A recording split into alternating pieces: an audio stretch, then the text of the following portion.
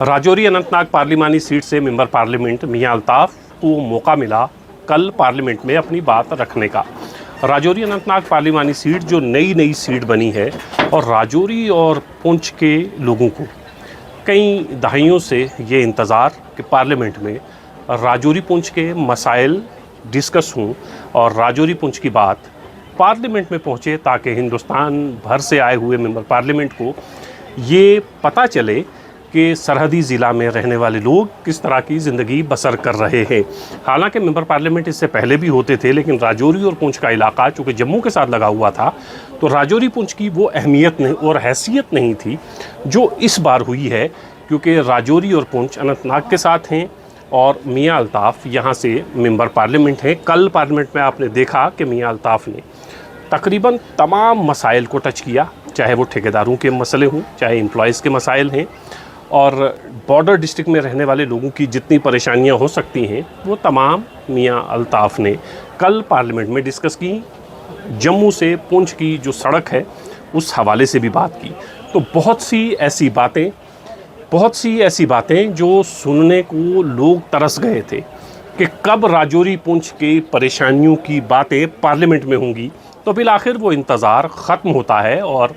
Rajouri Anantnag पार्लिमानी seat से member parliament मियां अल्ताफ़ कल parliament में बोलते हैं और राजौरी अनंतनाग में रहने वाले लोगों को ये खुशी हुई कि कम से कम मेंबर पार्लियामेंट ने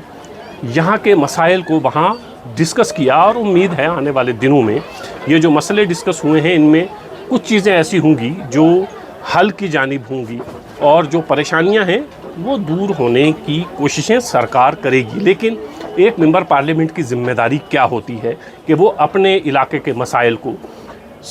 भारत के सबसे बड़े ऐवान में उठाए, जहां हिंदुस्तान भर से लोग पहुंचते हैं, जहां वज़ीर आज़म बैठते हैं, पूरी काबीना बैठती है, अपोजिशन बैठती है और उन्हें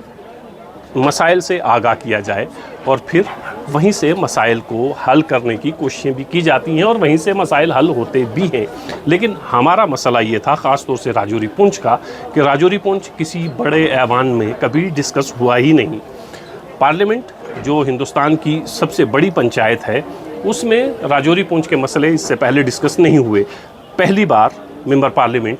मियां अल्ताफ़ ने राजौरी और पुंछ के हवाले से वहाँ पर गुफ्तगू की और उसके बाद आपने देखा होगा कि सोशल मीडिया पर एक तूफ़ान बरपा है जो मियां अल्ताफ़ की इस तकरीर का स्वागत कर रहे हैं, खैर मकदम कर रहे हैं और तारीफ़ कर रहे हैं। और ये तकरीर बिल्कुल तारीफ़ किए जाने के लायक है कि बिल आखिर राजौरी पुंछ के मसाइल भी पार्लियामेंट में डिस्कस हुए हैं, क्योंकि मियां अल्ताफ़ पहली बार मेंबर पार्लियामेंट बने और उम्मीद ये की जा रही थी कि मियां अल्ताफ़ कुछ बोलेंगे और हमारे मसले वहाँ उठाएंगे। लेकिन थोड़े इंतज़ार के बाद, क्योंकि अभी पार्लियामेंट को उन्होंने समझना है, लेकिन इस सेशन में मियां अल्ताफ़ ने राजौरी अनंतनाग के और श्रीनगर के भी ख़ास तौर से जम्मू के भी बहुत से मसाइल को टच किया। लेकिन राजौरी अनंतनाग में ख़ास तौर से राजौरी पुंछ में जो मसले हैं उस हवाले से मियां अल्ताफ़ साहब ने कम वक्त में 12 से 13 मिनट की अपनी तकरीर में तकरीबन वो तमाम चीज़ें डिस्कस की हैं। और उम्मीद ये भी है कि आने वाले दिनों में मियां अल्ताफ़ साहब जब पहले कह चुके हैं कि टनल के हवाले से बात हुई है और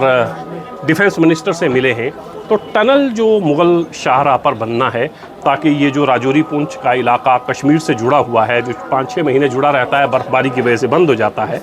तो टनल वहाँ पर बहुत ज़रूरी है। और अगर टनल बनता है तो राजौरी पुंछ के लोगों को एक बड़ी राहत मिलेगी। वो 12 महीने कश्मीर के साथ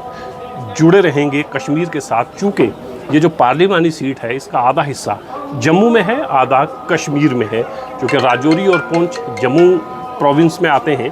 तो आधा कश्मीर में है, तो इसलिए इस टनल की इसलिए भी ज़्यादा ज़रूरत है कि ये पार्लिमानी सीट आधे हिस्सों में बटी हुई है। तो जो भी मेंबर पार्लियामेंट अगर उधर का हुआ मुस्तकबिल में तो इधर के लोगों को परेशानी, इधर का हुआ तो उधर के लोगों को परेशानी। तो इसका वाहिद हल टनल है। उम्मीद है आने वाले दिनों में जब भी पार्लियामेंट सेशन होगा मियां अल्ताफ़ को वहाँ बात करने का मौका मिलेगा तो मुग़ल शाहराह पर टनल की बात ज़रूर की जाएगी। लेकिन फ़िलहाल मियां अल्ताफ़ की इस तकरीर की सराहना सोशल मीडिया पर